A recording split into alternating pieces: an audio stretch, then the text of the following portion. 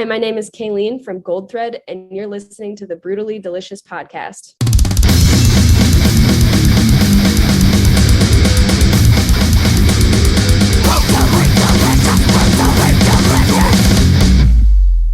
You're in Ohio, right? Yeah, like Cleveland, Akron area. Is it still blistery cold out? Yes. We were spoiled last week. It was like in the 60s and 70s, and then all of a sudden it was like, oh, you want a snowstorm? Oh, I you think got it's supposed snow. to get back to 70s now. Yeah, we got like not a lot, but enough. Yeah. I'm over in Richmond, Virginia, and it was 78 last week, and it was fantastic. Oh, wow. And then today it was 23. So no snow, but I don't like it at all. Yeah, no, it's very unpredictable. And then it looks all sunny and nice outside. So you're like, cool, I can just like go outside with a light jacket on. And then it's like, no, it's 25 degrees outside. Right. Anyway, so thanks for joining me. I appreciate it. Yeah. Let's for having me. talk about Goldthread then. What have you guys been up to since the release was in 2021? So right smack dab in the middle of all the nonsense. What have you been doing since then? And how has it been promoting a record that came out during that stuff? Yeah. It was kind of crazy because we had everything wrapping up like right as the pandemic hit. So we went through like a really long process of like, okay, do we wait until the end of the pandemic? Do we not? Like, and then it just got to a point where we're like, we don't care. It's been a year that we've just been waiting for the pandemic to go away. And at that point, it didn't really look like anything was going to get better. So we were just like, let's just release it. So since then, we've kind of just been promoting that and trying to build an audience for that record and,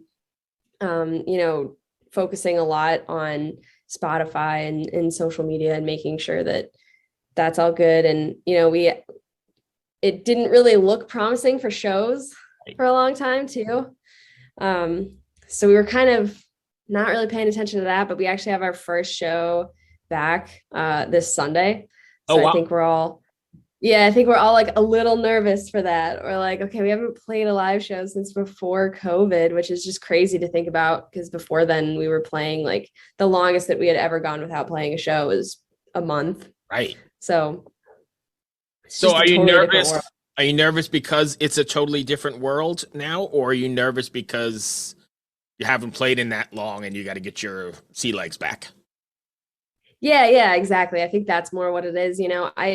I think, for everything bad that the pandemic did, I've been to a couple shows since the pandemic, and I think the crowds are they're excited to be there. They're more excited to be there than how it was before the pandemic. So I'm, it's not really that aspect of it that makes me nervous. It's just like, oh man, I haven't like gotten on a stage and, sang in front of a crowd of people in 2 years. And before the band, like before I really got involved in a band, I had horrible stage fright and I still get like nervous and anxious.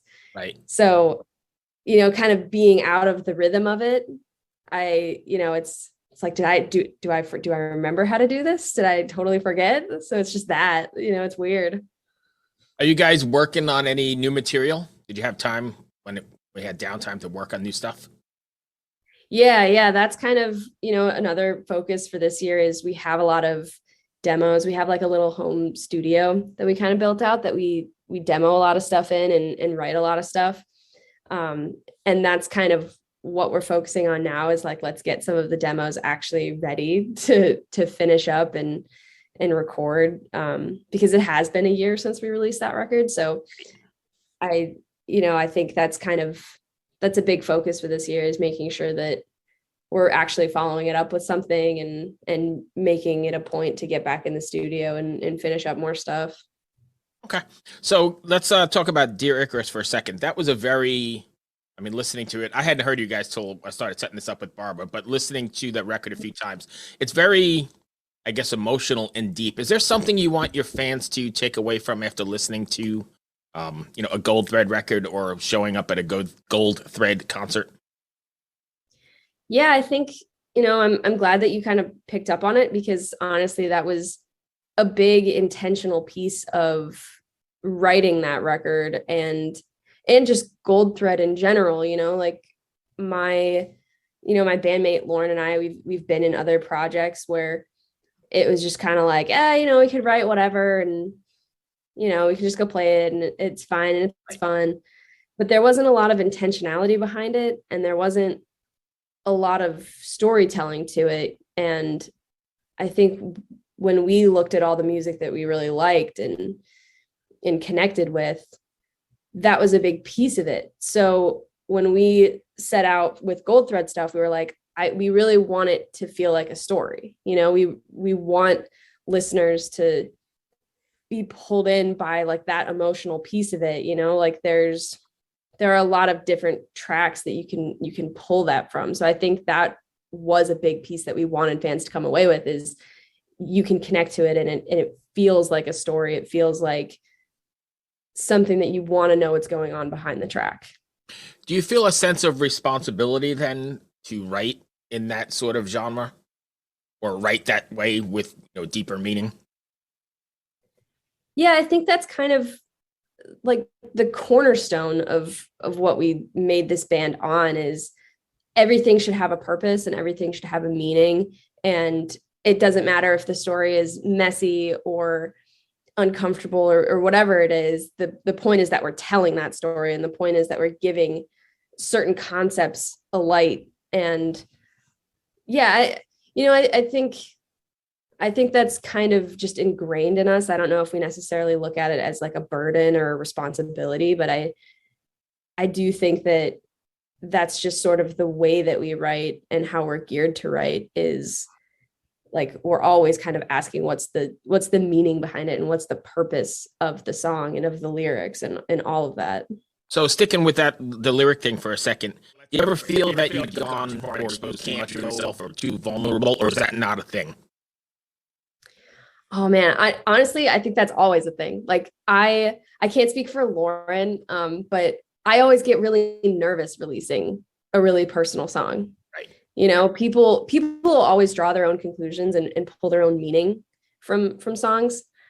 But I think I think art in general, anytime you're creating something, it reflects on you and it's a piece of you. So if you're putting it out into the world for it to be critiqued and pulled apart and being said, well, I don't like this part, and I don't really like the drums in this part, and it's not rock enough, or it's not, pop enough, or whatever it is, you always kind of take that personally because it's something that you've created and it's something that you're proud of. So I think there's a lot of vulnerability that it's kind of a double-edged sword. Like it's really vulnerable, but then you also have to be kind of thick-skinned because that people are going to start pulling it apart.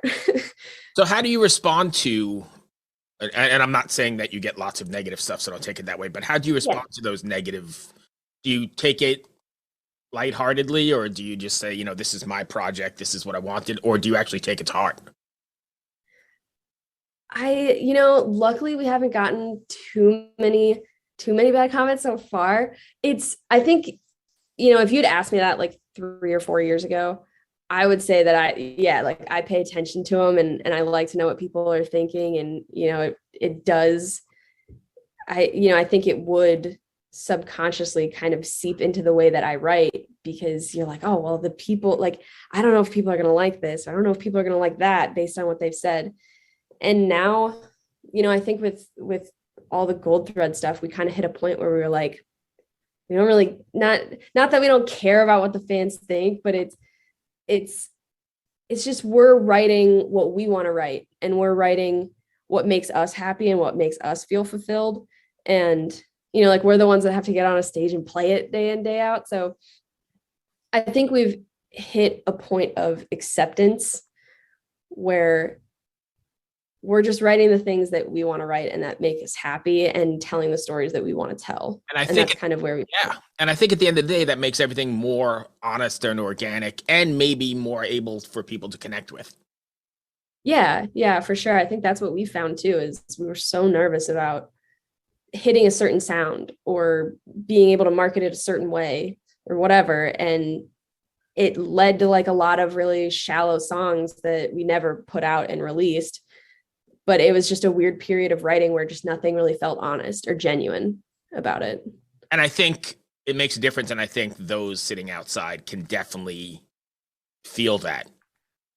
Yeah. Your fans or your listeners can definitely feel it. Yeah.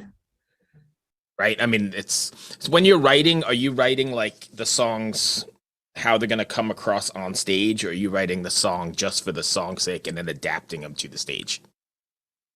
Yeah, we write the song, it's kind of been a mix. I think for the Dear Icarus record, I know most of it was written from an aspect of, this is what we want the song to be, and then we'll figure out the live stuff later, and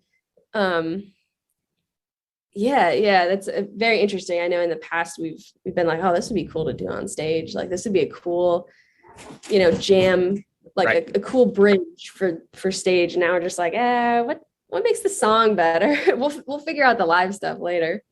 Right. So do you ever find it difficult then not being able to play a song that you've, put together in the studio with however many tracks or however much production? Is it difficult to translate something to the live setting? Yeah, some songs are easier than others. Some we can all get in the room and like you just play it and it's normal and it's fine and there are no hiccups or issues and you're like, oh, cool, that was good. And then there are some that just it's really hard to settle into a live chemistry with certain songs. And I don't know what it is. I don't think anybody in the band could tell you what it is. It's just for some reason there are some songs that as a song, as a recorded song, it sounds fine. And then you get in a room and you play it and you're like, whoa, this is weird. It's not hitting the same way. And it's all about just kind of trying to find the right chemistry and energy and transitioning into the chorus and all that random, dynamic stuff that just makes it feel like a live track. It's always different than the recorded version. Okay. So I know you said you got a show coming up this Sunday. What do you have going on after that? What's up next for Goldthread for the rest of this year or the foreseeable future anyway? Yeah. After that, I think, we're trying to pick up more shows and kind of get back into the rhythm of playing live again and hopefully touring and doing some stuff like that. And like I said, trying to finish up demos and actually get into the studio and be able to release some new music. Okay. And for fans that are not familiar, can you give us your socials and that sort of thing?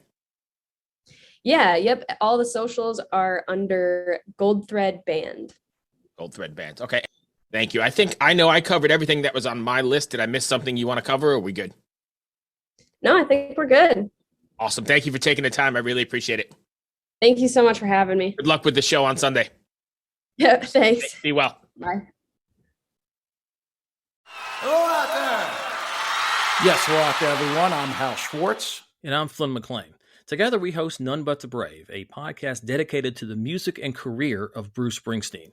Bruce and E Street Band are on tour right now for the first time in 6 years, and we're taking a detailed look at what's happening on stage in our bi-weekly episodes.